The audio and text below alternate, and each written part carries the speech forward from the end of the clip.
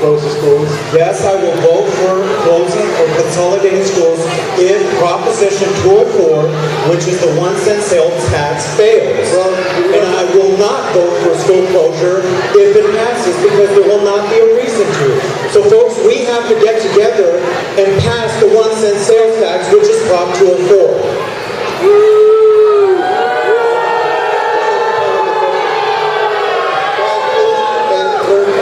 Before I make the candidate answer the questions, please. To the second question? You know, here's the thing is that I'm a first-generation U.S. citizen, and I want to say first off, thank you to my mother and father for being here this evening. Your support means a lot to me, especially during this tough economic time. You know, when I ran for the governing board in 2006, I never dreamt of Mexican-American studies, closing schools, or cutting $60 million out of our budget. You know, my father and brother and I all were laid off in 2010.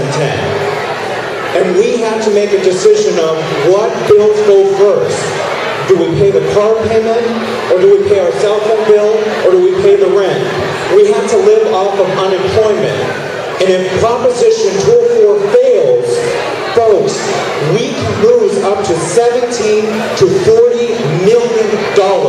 We have to support Proposition 204. We have to ensure that the 1-cent sales tax passes. If it fails, I am responsible as a governing board member to balance the budget, just like you are responsible to balance your budget and make sure every single bill is paid, regardless if you have a job or not. And as a board member, I will ensure that we will have the input of the community when we go through this. Thank you so much.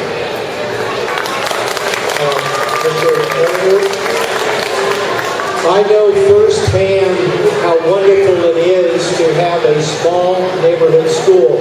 My youngest daughter went to Vegas. Mr. Andrew, I will vote yes or no on closing consolidated schools.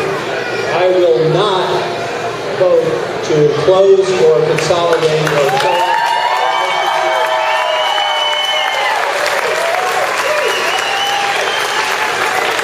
With regard to these, I'm not even sure it really exists, the $17 million shortfall that Dr. Petticone has been going around town. The board members that are up for election, some of them can't even agree that it's real. We need some new blood. And if elected, I will look to the administrative 1010 overview and justify every job there. These people are paid too much, and I think there's a lot that could be cut there. One thing I can promise you I will not do is vote to reduce any teacher's salary. We don't pay teachers enough. Thank you.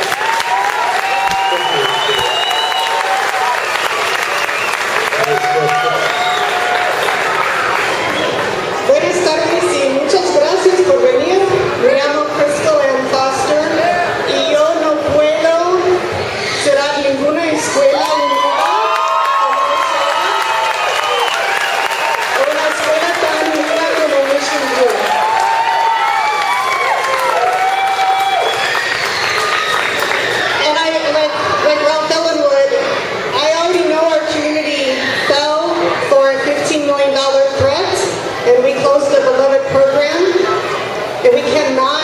mistake again and have a threat of $17 million and close a beloved school.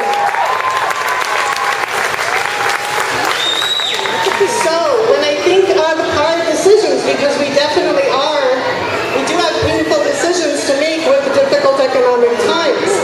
And I am a Sunday side teacher, una maestra aquí en el sur de Tucson, and I understand that my values, first and foremost, are children's safety, health, and achievement, and their academic achievement. And so we need to look at our budget, which we can't necessarily get our hands on. That's a transparency issue.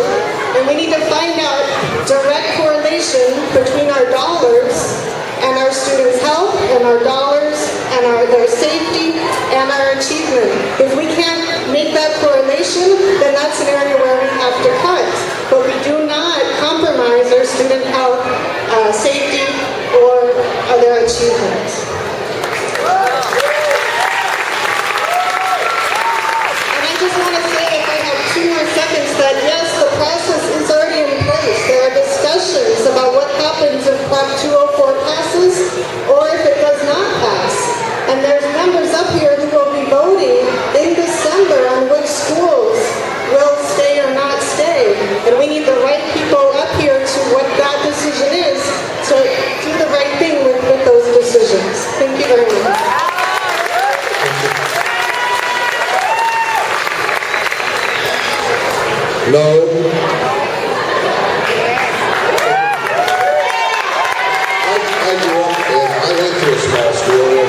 was kind of surprised when Sacred Heart Parish was mentioned here. Unfortunately, the school was closed many years ago.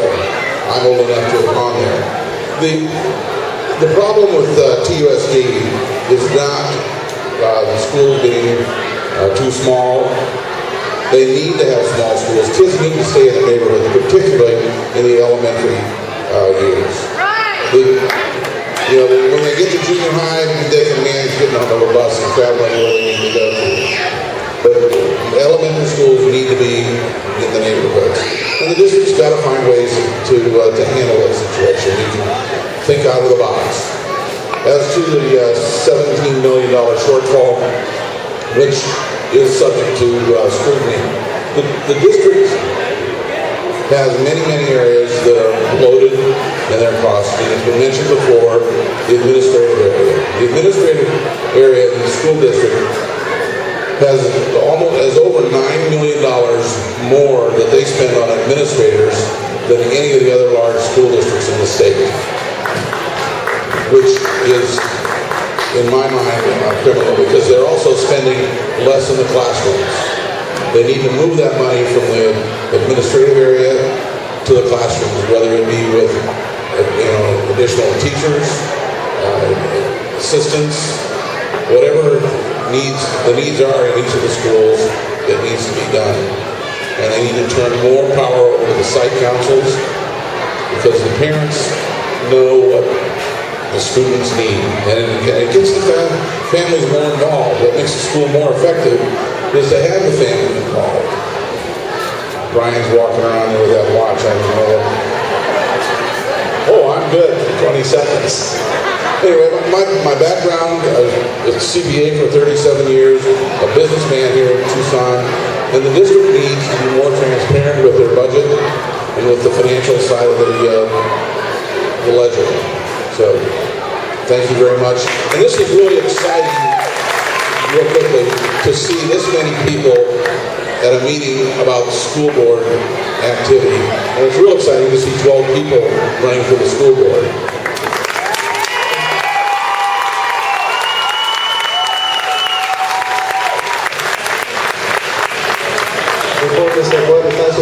Si es que hay alguien que necesita aparatos para traducción, por favor en la parte de atrás los pueden conseguir.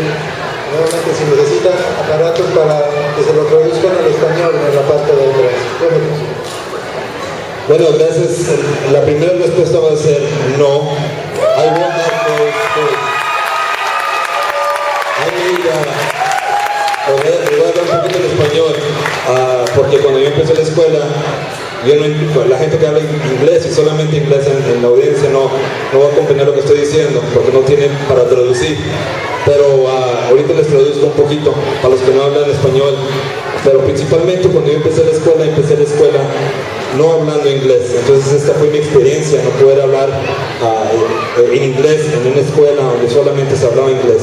Entonces esta es la experiencia para muchos de nuestros estudiantes, especialmente los estudiantes en ELL, que es English Language Learners. Y es muy importante que vayamos a hablar sobre eso un poco también, porque no nomás es mantener nuestras escuelas abiertas, es también poder educar a nuestros niños. Y les voy a traducir ahora en inglés. So what I was saying a little while ago is when I started school myself, I didn't speak English.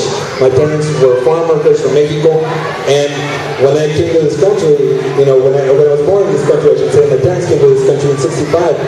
They were in a lot of same situations that a lot of folks are in this audience. So the only answer is no, I will not go to school. No, hold on. It doesn't matter to me if Proposition 204 passes or it doesn't. I will not go to school.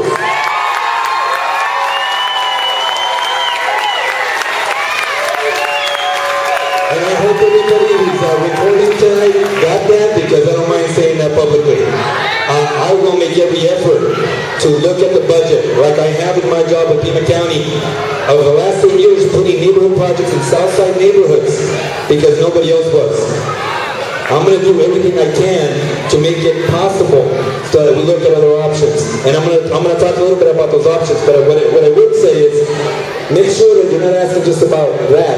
Make sure you ask all the candidates up here if they support Proposition 204, because not all of them do. And I understand it's a 1 cent sales tax, pero nuestra gente, we've never minded paying a little bit so we can get a public education. I'm okay paying that 1 cent sales tax. Last option I would say is, let's talk about some things we can do. And some of the folks up here will do that. We need to fix our district. We need to get kids in those seats again. That's what we're going to do. And we're going to do that by bringing back Mexican American studies. We're going to do that. We're good? Okay. We're done. We got more ideas. Thank you.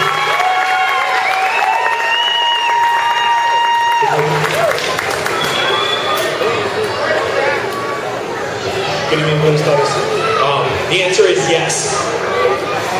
But and the reason why it goes into the $17 million budget shortfall is there are 3 areas where Tucson Unified spends too much money.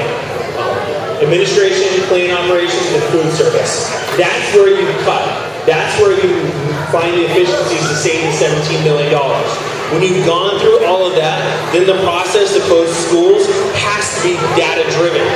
What schools don't have enough students in them, where it's costing money for the empty seats? By the turnout here, I don't think that's the 2 schools, Ochoa and Mission View. But I don't know. The process has to be data-driven. You have to look at where Tucson and South Tucson is going to grow, where the next generation of students are going to be. The district has to stop being reactive and start being proactive to make sure that they don't close a school and turn around and 5-10 years later, you're going to have to open it back up, or even worse, build a completely new one. So my answer is yes. As an absolute last resort, schools may have to be closed.